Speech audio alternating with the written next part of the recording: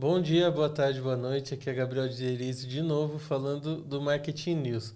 Hoje estou aqui com um convidado muito especial, como sempre, todos os convidados especiais. Aqui o tema é o centro, né, da questão. O tema é o nosso convidado principal, né?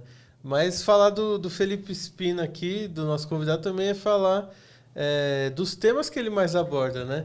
Dos livros que ele já escreveu. Eu que estou lendo o último livro dele agora, estou encantado com esse tema. Mas a gente já vai falar mais um pouquinho do tema. Eu queria falar de você, Felipe, tudo bem? Tudo bom. Obrigado, viu, por participar do podcast, por aceitar o convite. E eu queria que você falasse um pouquinho de você, porque eu já conheço, mas às vezes o pessoal não te conhece, né? Obrigado aí por me receber aqui, Gabriel. Uma honra, né, poder compartilhar um pouco da minha história, o que eu venho construindo.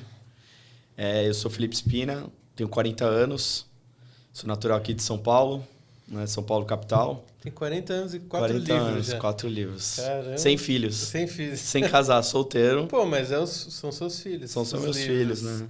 Os Todo mundo 4 fala filhos. que tem que plantar uma árvore, escrever um livro, ter filhos. Só falta isso agora, Sim. os filhos, mas plantar árvore já rolou. É isso Então, não segui o playbook da vida tradicional brasileira, mas eu acho que a gente vai construindo coisas mais que a gente tem mais ao longo da carreira, né? Como eu comecei como programador, né? Eu sou formado em design, eu me formei em 2004. Olha, esse ano vai fazer 20 anos, hein? Caramba! 2004, me formei em web design. E aí comecei a estagiar numa agência aqui em São Paulo, FBIS. Começamos igual, então. Também fiz web design. Porque eu acho que essa galera mais da nossa época começou com site, né? Era o que tinha para marketing, né? Quem começou direto, né? Teve Exato. pessoas que começaram e todo mundo... A gente viveu, Gabriel, uma bolha do site, né? Ter site pra quê, né? Pra quê, né? Era um site, você não tinha nada, né? Hoje a gente não sabia o que era entregar valor num site, né? Mas você já começou numa agência grande, FBIS, né? Eu codava o site, fiz site de tanta coisa ali, marcas grandes. Eu contei esses dias uns 200, cara. Nossa, muito eu site, né? nunca contei. Eu fui pegando as pastas lá, porque eu ia contar para os alunos sobre esse site. Mas faz tempo que eu não faço um completo assim, né? Eu não sei se é necessário mais também, se é viável, né? Para as empresas ter site. Tem, né? Que ter, ué. Eu acredito muito. Cara, eu fui lá no Registro BR e eu vi que foi meu primeiro domínio, fspina.com.br, sabe? 2003. Caramba. Em 2003 eu registrei meu primeiro domínio e até hoje eu tô com ele no ar, o Fspina, porque eu acredito no seguinte, né? Em casa de ferreiro, espada ninja na vitrine. A gente é o que a gente faz. Sim. Então, não adianta... Eu sempre tive meu site, porque se é para fazer site para os outros, eu tenho que ter um site também. Não adianta aquele negócio. E eu acredito muito que é a principal coisa. Muita gente fala, tem o Instagram, tem o YouTube, mas isso aí pode derrubar. Eu já tive página no Facebook, quando eu lancei meu primeiro livro, que era focado no Facebook, foi derrubada. Então, isso é um domínio, você construir sua propriedade num domínio alugado. Você não sabe amanhã o que pode acontecer com essa rede. E você tem mais liberdade, né, no seu site de desenvolver o que você quer, da maneira que você quer, né? E acho que o site, ele virou... A maioria deles, eles não tem mais sentido porque ele virou tipo um folder virtual, né? Mas não precisa ser isso, né? Eu acho que com a linha de entrada de blog, a produção de conteúdo, né? Hoje até para o SEO, né? De você ser encontrado, né? Eu escrevo sobre um tema que é altamente relevante, né? Que é Account-Based Marketing, né? Então eu tenho esse domínio como propriedade intelectual minha. A metodologia, toda a parte, né, ligada a isso são os direitos da Maestro, que é a empresa que eu cofundei. E para as pessoas terem acesso, né, vai no Google, vai de diversas informações, pode vir até casos sociais, de redes sociais, mas a centralização, né, de você pegar artigos, ainda mais que você é professor, você vai buscar onde, né? As informações. Exatamente. Google, inteligência artificial, mas vem da onde esse source, né? Então, eu acho que ainda é super relevante, né? Eu acho que, Há pra 20 mim... anos já é relevante e continua sendo, né? Relevante ter um site, né? Não tem jeito. E aí foi criando o site, aí 2000... E aí, quando que você começou com o livro? Primeiro livro, 2011. Facebook Marketing, né? Mas eu estava fazendo um plano para uma agência de conteúdo em redes sociais e aí tava saindo aquela galera do Orkut pro Facebook. Aí eu tava fazendo um plano e falei, cara, isso aqui é um e-book, né, cara? Vou colocar para vender. Deu muito certo. Vendi 30, 40 livros por dia fazer isso. Foi o livro que eu mais vendi, inclusive. Pouca gente sabe disso, mas é o livro que eu mais vendi, assim, absurdamente, porque, cara, era um alcance orgânico muito forte o Facebook. E ali me deu visibilidade para atuar com uma marca que eu abri a página dela no Facebook, que é a Stella. Stella Artois, cerveja. Então eu abri ela, foi um investimento agressivo com a Ambev, a gente fez toda a estratégia. E aí em 2013 eu lancei meu segundo livro. Eu falei, em 2 anos depois eu falei, vou lançar meu outro livro, né? Já estava fazendo roadshow do Facebook, dando aula, dei aula de Facebook Ads para muitas escolas e lugares do Brasil, né? Sendo convidado para fazer esse tema. E ali eu resolvi lançar esse segundo livro, Technical Marketing, focado mais de vendas digitais. Não foi um livro tão bom de vendas, mas teve vários aprendizados, isso é importante, né? Então fiz curso em Harvard, na Índia, depois fui para Alibaba. E aí entrou uma coisa que virou a chave. Alibaba, interessante. Isso aí eu não sabia de você, não, hein? Como é que foi? Cara, fiquei uma semana na China. Eu sou apaixonado pelo Alibaba, cara. É mesmo? Eu acho os caras o dia que você for lá, você vai ficar mais apaixonado. Eles são foda. Cara, eu fui em 2014, vai fazer 10 anos. Naquela época, tava muito à frente ao tempo. O QR Code era um negócio que todo mundo já usava. E hoje começou na pandemia, né? Os cardápios forçando ao digital. Lá a galera já tinha chatbot, já tinha tudo. Eles estão sempre uns 10 anos na frente, né? Nossa. A gente tá parando de olhar para as empresas americanas já, né? Um tempo e olhando para Cara, o pagamento, né? Hoje lá, você paga com o rosto. Você não precisa do celular para aproximar. Você paga com o seu rosto.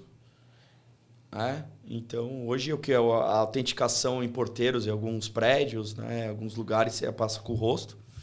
Você faz isso, né? Então, acho que a inovação vem primeiro na China, né? Depois o pessoal muito mais avançado do que todo lugar que eu já fui. A China Aí depois eu fui para a Índia, onde é a maior taxa de conversão de e-commerce do mundo. Eu não sei nada de e-commerce, tá? Eu sou péssimo, eu sou zero esquerda, não entendo nada. Meu mercado é B2B, né? Eu gosto muito de vender para empresas, né? Por conta de relacionamento. E aí eu fui para a RD, que chamava Resultados Digitais. Fui para Floripa. Fui para a RD Station, que lá foi uma virada de chave na minha vida. Foi a melhor empresa que eu trabalhei toda a minha vida. Tudo eu devo a RD, porque puta empresa. Eu entrei lá, tinha 100 funcionários, saí tinha 700. Foi antes de ser vendido ainda, né? Porra, antes eu early stage, 100 colaboradores. Depois eu saí em 2018 lá. Nossa, faz tempo. Entrei e tinha 1.000 clientes. Saí tinha 12 mil em 6 países. Algo surreal que a gente fez. E o que você fazia lá? Como é que foi trabalhar lá? Cara, eu fui lá para trabalhar com a área de ads, né? Fazer os anúncios para RD. E eu tava num time de growth, de crescimento. Que era a área que a gente fazia geração de demanda. Fez um bom trabalho. Para vendas, né? E como construir essa máquina de vendas para a própria RD, né? Então, cara, tive a oportunidade de testar muita coisa, um laboratório mesmo para minha carreira. E de aprender, né? SaaS, né? Acho que pouca gente conhece um modelo de subscription, de retenção de cliente, né? Um modelo que hoje muita gente está estudando e a gente já estava fazendo isso na prática, né? Então foi surreal o que aconteceu. Né? Da gente foi para Floripa, morei em Floripa, né? Sou daqui, mas fui morar lá, morei 4 anos. E de lá, putz, tive vários aprendizados. Até eu saí de lá em 2018. Eu conhecia o termo Account-Based Marketing na RD, quando a gente foi estudar para vendas complexas, né? Vendas para contas nomeadas. Então, eu estudei esse tema e fui para Califórnia em 2018, Que esse tema já estava no seu terceiro livro, né? Já, no Personalização, capítulo 5, Tem um capítulo, sobre ABM, exatamente. Porque a personalização nada mais é a chave para você se conectar e aumentar as conversões, né? O relacionamento. E aí você lançou recentemente, né? Seu quarto livro, que é o que eu estou lendo aqui no Kindle. E você pegou o capítulo ali e destrinchou num livro maior, porque tem muita coisa para falar sobre isso, né? Não dava para fazer um capítulo só, né, Gabriel? Tipo, eu tinha já feito o tema personalização por conta... Na RD a gente tinha 12 mil clientes quando eu saí, né? Hoje tem 50 mil.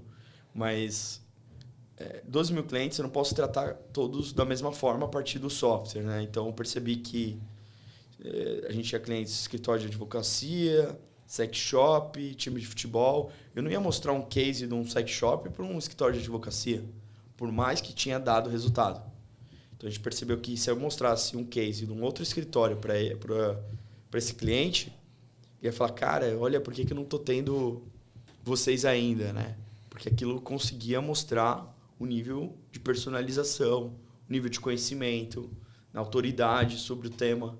Eu quero falar muito sobre a ABM, e tem tudo a ver. Mas antes, falando do seu terceiro livro, isso sobre personalização e segmentação, é como você dá exatamente o que o cliente quer para fechar a venda, né? Você personaliza num ponto que você chega exatamente com o argumento certo de venda, né, para ele.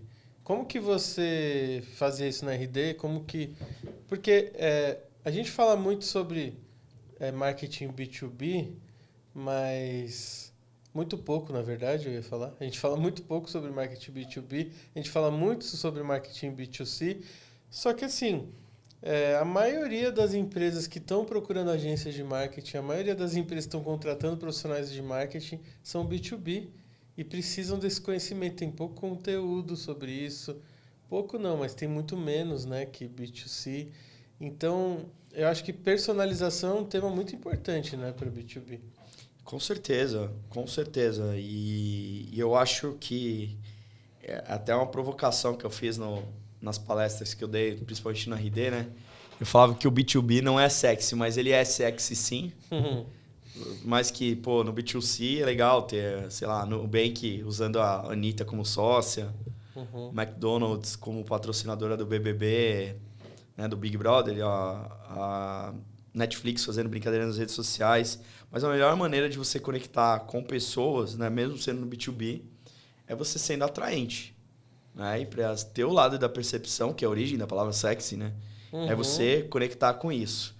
E o grande fator que me deu para você fazer isso é a personalização. O subtítulo do livro, né, que eu acho que dá para ser um corte isso aqui, é quem fala com todos não fala com ninguém. Era isso que eu ia falar. É isso aí.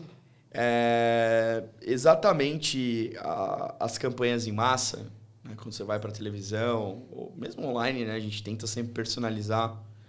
Mas o personalizar a fundo, muita gente acha que personalizar é o olá primeiro nome, né? No campo do e-mail.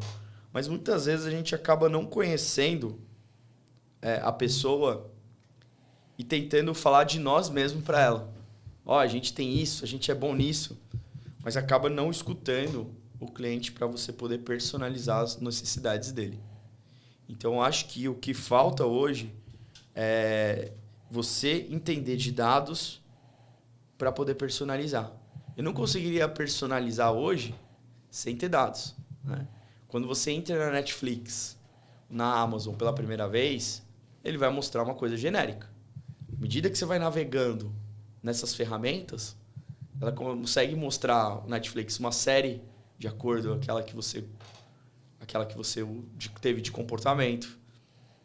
A loja da Amazon, pelo histórico seu de compra, né, oferecer coisas. Então, não adianta a gente... Sem dados, né, é igual sem personalizar. A gente precisa entender do outro para poder entregar a melhor experiência. E a gente precisa de ferramenta, né? Também. Você tem uma ferramenta, você criou uma ferramenta. Como que funciona, Maestro? Boa, a Maestro hoje ela é uma ferramenta de orquestração para contas-alvo. O que é isso? A gente foca em contas one-to-one, né? Não foca na massa, e a gente ganha um engajamento do time em marketing e vendas trabalhando dentro dessas contas. Então, hoje, eu consigo criar diversos pontos de contato para empresas que estão vendendo para essas contas com nome. O meu cliente já sabe para a empresa que ele vai vender. Por exemplo, eu quero vender para Vivo, para Claro, para o Itaú. Vai colocar o nome da empresa e a gente vai criar uma orquestra ali dentro. A gente vai criar vários pontos de contato. E não vai ser uma pessoa só, vai ser várias pessoas. Então, a diferença de trabalhar em contas é mais pessoas e maior entregabilidade. Vou gravar um podcast com o diretor da Vivo. Depois vou fazer um workshop lá. Dentro da minha plataforma, Gabriel, posso mandar um Uber para o cara vir para a reunião. Nossa, que interessante. Então, a experiência... se o cara não é daqui, posso mandar um iFood. Tô te mandando R$70 de iFood para a gente tomar um café virtual, tudo bem? Com essa funcionalidade, a gente aumentou em 60% a taxa de agendamento em reuniões, porque não é uma mensagem genérica. A minha plataforma não manda em massa. A gente manda para a pessoa. No fundo, você está seguindo o marketing 5.0, a centralização do marketing nas pessoas, né? Human to human. E, assim, você entender o que aquele lado espera, né? Que é o marketing, cara. Você tá na essência, né? É que assim, vai mais além, né? Hoje a galera usa ferramentas para disparo em massa, concorda? Tem muita ferramenta de automação. Sim. Vou pegar uma lista e vou mandar mais e-mails. E mandar mais e-mails não é sinônimo de vender mais. Agora, quando eu trabalho com aquela empresa, com qualidade, eu sei quem são as pessoas que trabalham na empresa, e eu estou fazendo uma estratégia para ela, é diferente. Por quê? Eu vou começar a entregar valor. Eu vou ter um entendimento. Eu vou estudar ela. O que a Vivo está fazendo para as Olimpíadas agora em Paris, de 2024? O que ela está trabalhando de sustentabilidade? E esses dados são públicos para essas empresas. Se você digitar o nome da empresa e RI no Google, você tem todos esses dados. Porque todas elas prestam relação com o investidor. RI significa relação com os investidores. Então, você digita o nome da empresa, digita RI, vai clicar no primeiro link que aparecer. Lá vai ter PDF, Excel, vídeo, toda a gravação que eles apresentam, que são as estratégias da empresa, do que aconteceu naquele quarter e o planejamento para os próximos 3 meses. E com essas informações, você vai ter conversas melhores. E você tá meio que montando uma estratégia de guerra, né, cara? Para atingir essas pessoas. E você já chega fazendo agendamento já muito na frente, né? Já muito na frente, por exemplo, do que se você fosse... Assim, é a grande diferença do que você falou, né? De estratégia de envio de massa e de personalização, né? Eu pergunto para as pessoas, às vezes, o que ela prefere? Né? Eu não tomo cerveja, né? Mas eu queria fazer um exemplo. Você prefere uma cerveja no mercado em volume ou uma cerveja artesanal? Que ela é feita do seu gosto, para você. Né? Então, às vezes, aquele toque artesanal pode ser mais relevante que a pessoa, né? Não quer dizer que vende mais. Mas a questão é que vai ter o sabor que vai funcionar para aquela pessoa, porque eu vou fazer para ela. Eu vou ter o entendimento dela, eu vou saber o que ela gosta. E eu acho que está faltando isso no mercado. Eu abro o LinkedIn, tem um monte de mensagem robô. Isso que eu ia falar. Eu abro o Instagram, um monte de mensagem robô. Eu abro o WhatsApp também. O WhatsApp, cara, que é super invasivo. Lembra o SMS até hoje utilizado.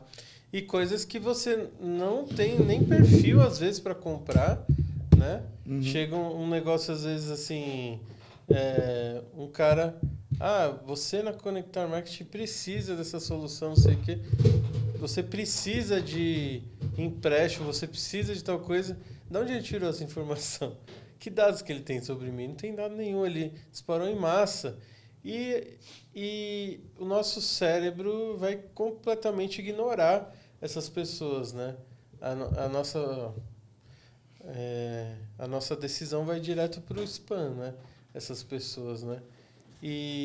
Mas eu acho que faz parte, pelo que eu leio do que você escreve, acho que começar do zero definindo um ICP, né?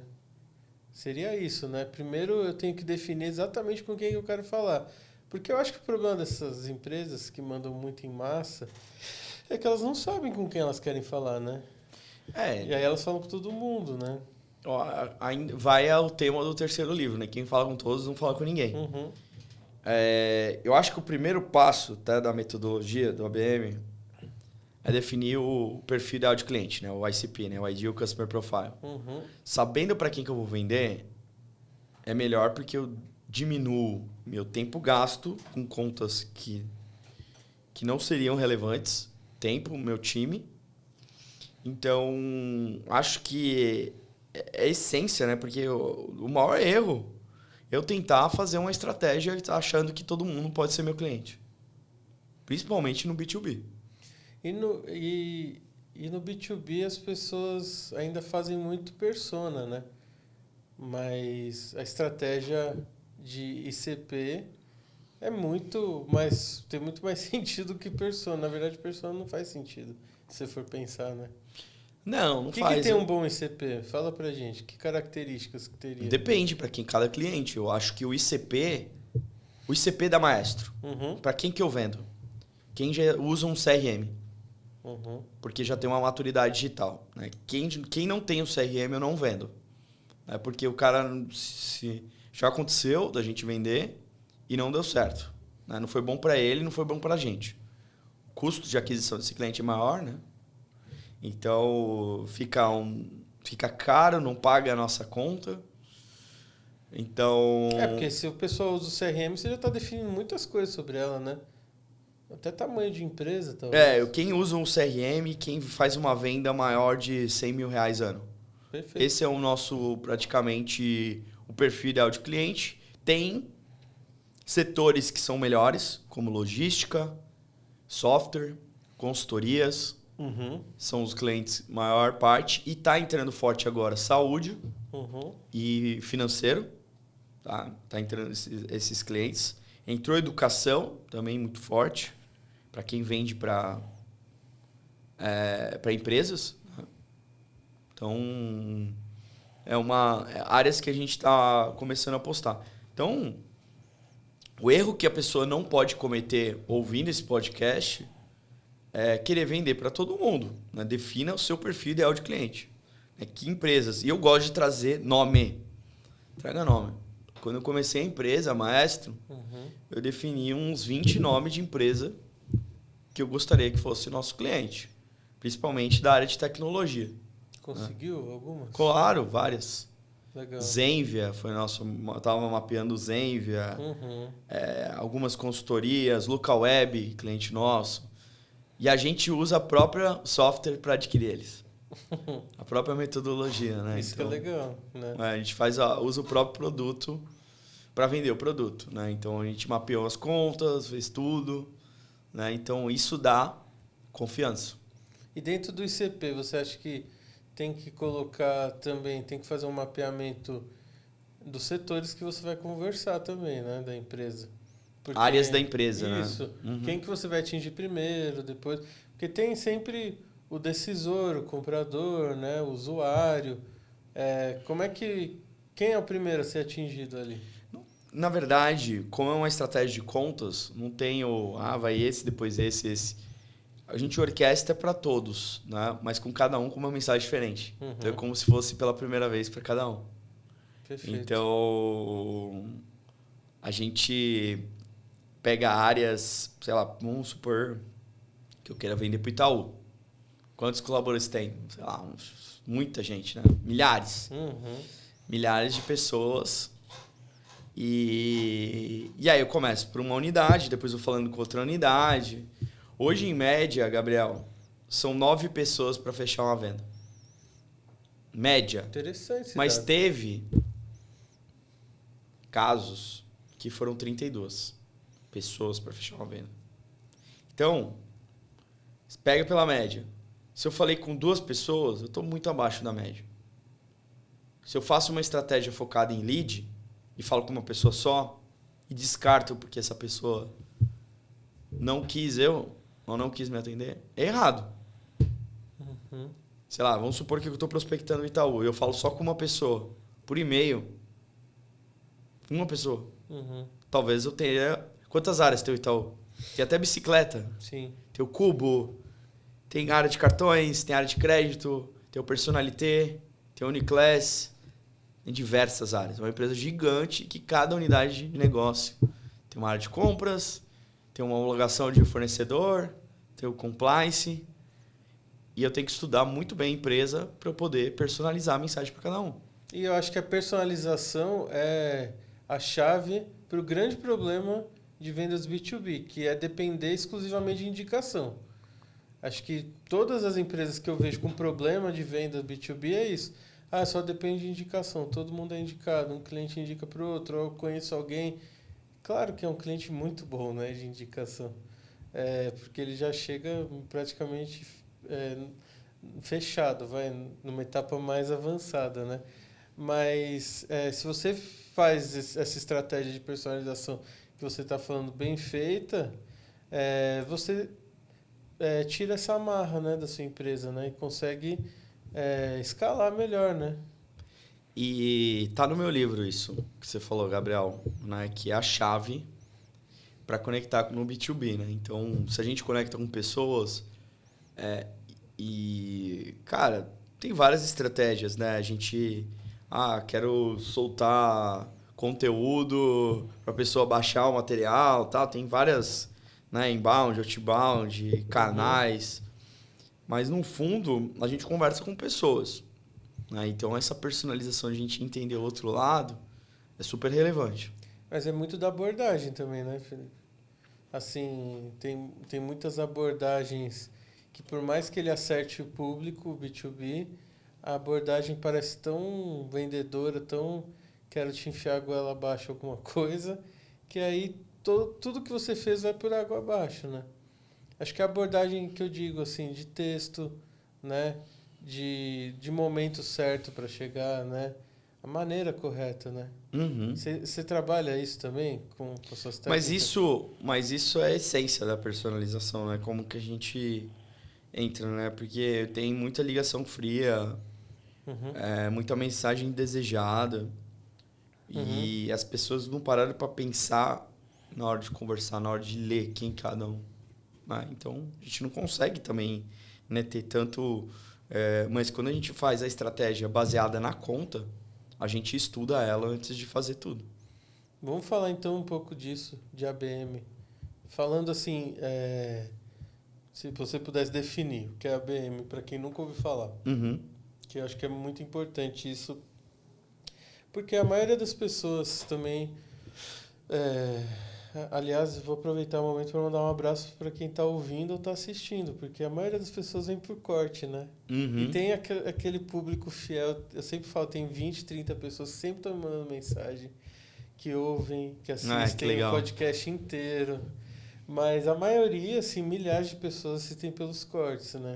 Que legal. E eu acho que é muito mais interessante a gente focar nisso, de ABM, num corte, por exemplo, porque eu acho que é um tema que precisa ser popularizado, né? Com certeza. Então, explica pra gente o que é ABM.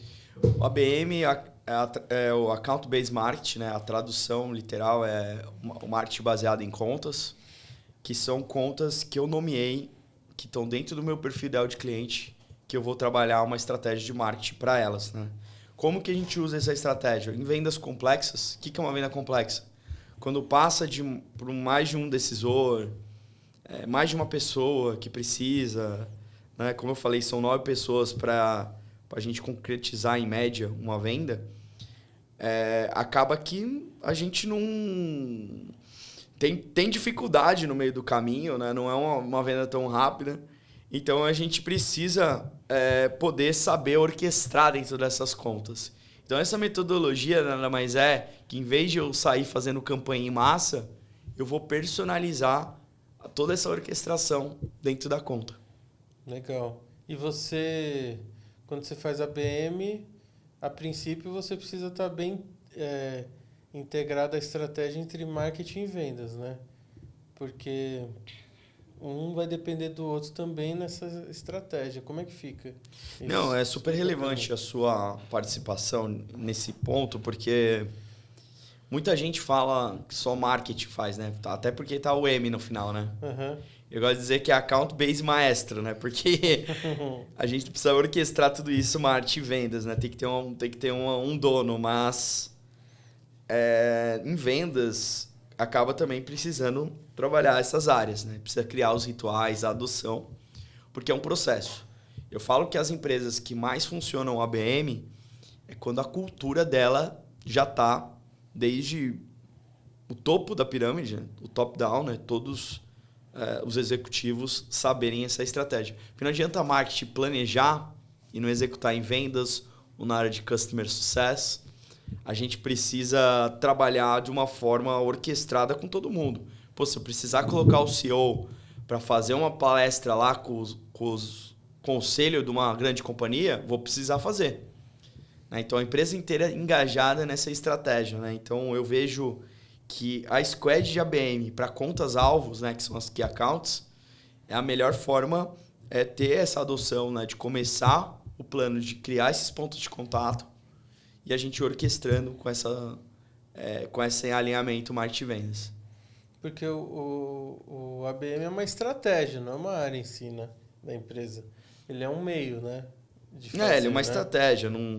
Assim como tem outras estratégias que são super relevantes, como outbound, inbound, canais. Mas eu não preciso ter, por exemplo, um analista de ABM na minha empresa para pôr em prática. O que eu preciso para pôr em prática agora? Eu acho que assim, sem um dono, não vai funcionar. Uhum. Como tem um gestor de projetos, né, que é o Product Manager, Uhum.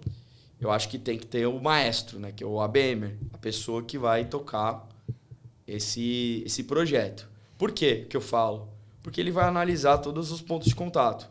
Não que necessariamente precisa ser a pessoa full time disso, mas é a pessoa que, assim como tem operador de CRM, um Sales Ops, uma pessoa que vai operar e vai olhar e falar assim, cara, essa pessoa precisa fazer isso, precisa fazer essas ações. E ali o maestro, ele não toca nenhum instrumento, mas ele conduz que cada músico toque e termine a orquestra. É o que a gente precisa fazer dentro de uma empresa. Perfeito. E você tem um case assim para contar para a gente, só para entender esses pontos de contato? Claro, a orquestração, né, que a gente chama que é uma play, a gente costuma fazer, né, trazendo marketing vendas e ali a gente distribui pontos de contato. Né? Por exemplo, o primeiro ponto de contato eu vou mostrar um vídeo para a pessoa no LinkedIn, depois eu vou comentar num post, eu vou gravar um podcast, vou enviar um Uber, vou fazer um workshop. Então, isso é um ponto de contato. Né? E esse ponto de contato, ele recebe uma nota. E essa nota, ela dá uma temperatura. Se ele está frio, morno, quente. Para a gente saber o quanto de previsibilidade eu tenho nesse fechamento. Então, você tem métricas próprias também ali da... Exato. Na Maestro mesmo, a gente metrifica tudo isso. Certo. Eu tenho uma previsibilidade e tenho uma média para poder fechar. Né? Pelo ciclo de vendas, quantas pessoas participaram do processo, né? Quantos decisores, influenciadores. E com isso, Gabriel, a gente torna o que eu, como empreendedor, resolve minha dor. Que é criar um processo replicável e previsível. Porque à medida que eu vou dando certo nas contas algumas ações, eu vou replicando, vou tornando isso minha esteira de processo e vou tendo previsibilidade do fechamento de acordo com as interações que eu estou fazendo.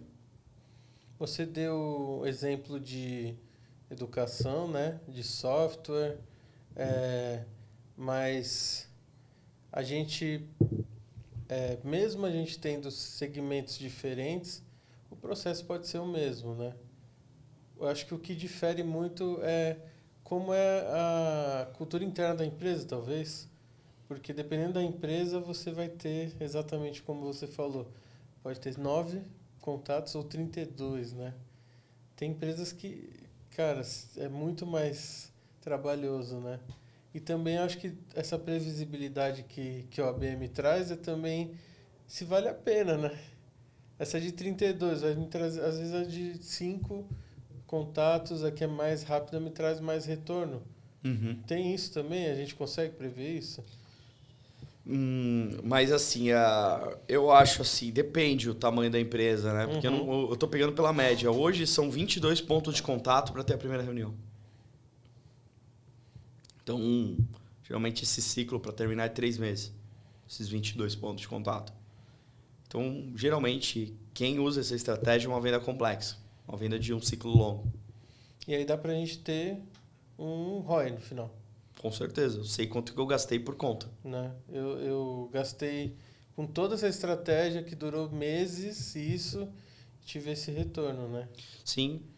Então, eu acho que quem é mais interessado, quem deveria pelo menos ser mais interessado em ter isso, é a área de marketing e vendas, realmente, mas mais de vendas. Porque demonstra, às vezes, porque o trabalho do B2B, como ele não é pastelaria, né? Demonstra que todo aquele trabalho que ele fez durante meses teve um resultado, né, cara? Exato. Eu acho que essa é a dor, né? A gente que tem dificuldade de provar ROI, mas quando a gente está fazendo por conta, pô, o almoço que eu fiz para a pessoa, o quanto eu gastei de anúncio para aquela conta, fica muito mais claro a gente somar tudo, quanto que a gente gastou na estratégia e o quanto fechou aquele contrato. Ótimo. Tem 2 perguntas aqui que eu sempre peço para o pessoal mandar. A Dani mandou uma aqui que é assim.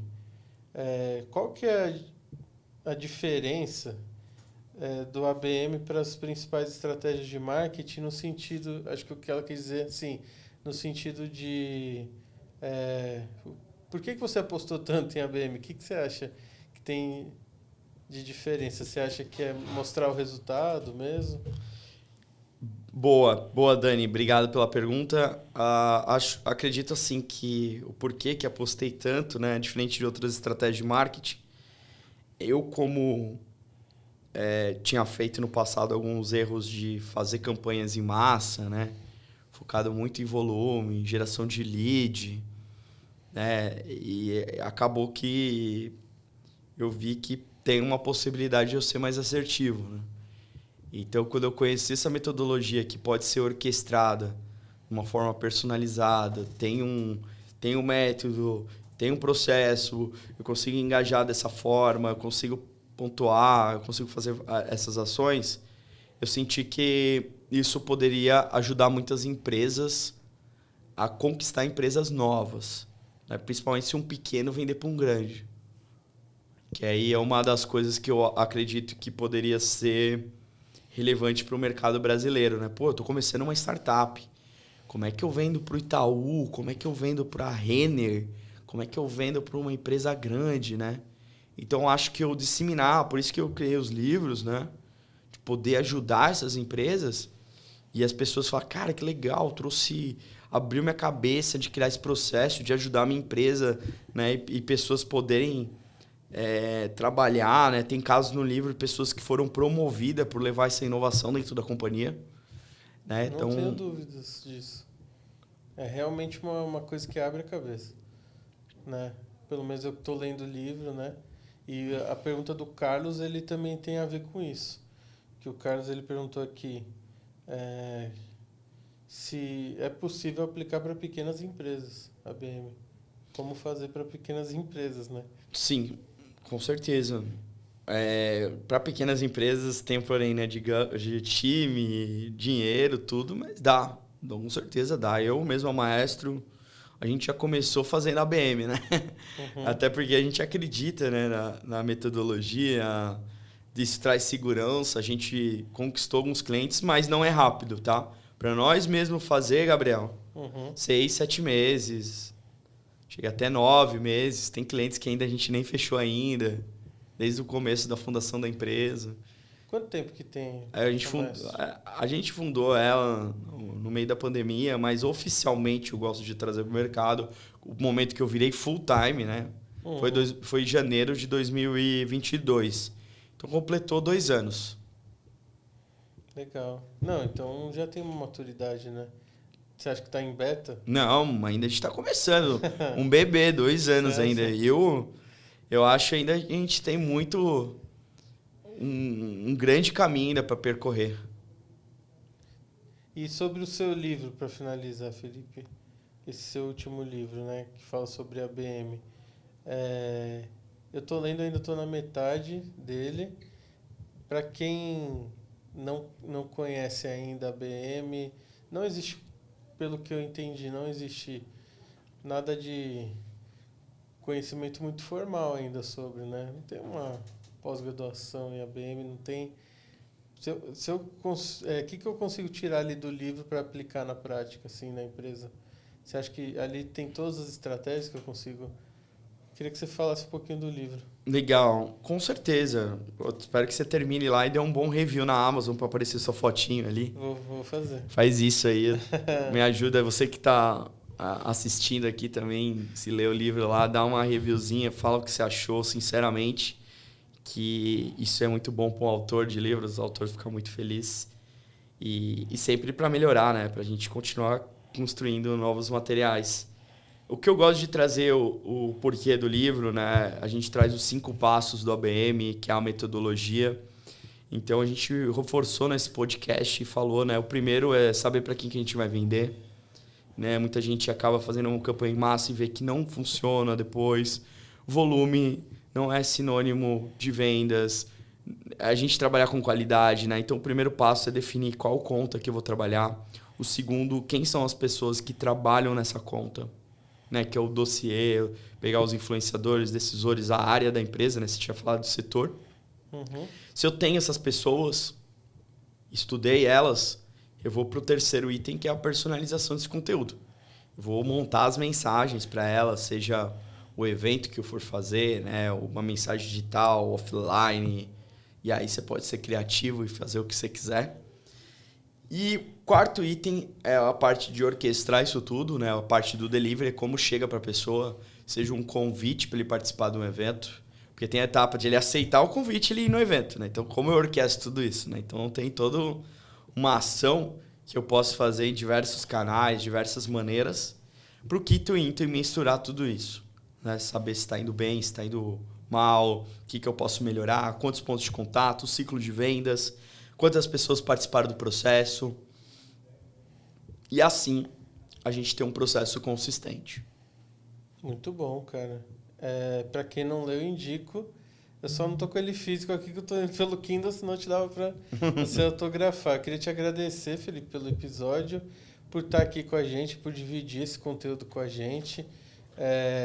A gente, mesmo sem ter roteiro, às vezes a gente consegue abordar exatamente os assuntos que a gente queria quando vem uma pessoa com tanto conteúdo legal quanto você. Obrigado, viu, cara? Eu que agradeço. Deixa aí suas redes sociais também, pessoal, te seguir, né? Te acompanhar. Eu que agradeço o tempo aí. Obrigado, Gabriel. Pessoal, quiser me seguir ali no Instagram, é @fspina, né? Com S mudo, SPINA, Fspina. Que eu tô em todas as redes sociais, né? Principalmente o LinkedIn, que agora eu virei top voicer, então... você virou, parabéns. Então agora o negócio do LinkedIn virou uma brincadeira séria, né? Então agora eu tô no LinkedIn trazendo esse conteúdo, né? Então me siga lá no LinkedIn também, além do Instagram. E também conheça a Maestro, onde lá a gente tem a certificação em Account Base, né? Então a maestroabm.com, lá tem as certificações, os cursos... Tem link do livro, tem o nosso portal de conteúdo, que é accountbasemarket.com.br.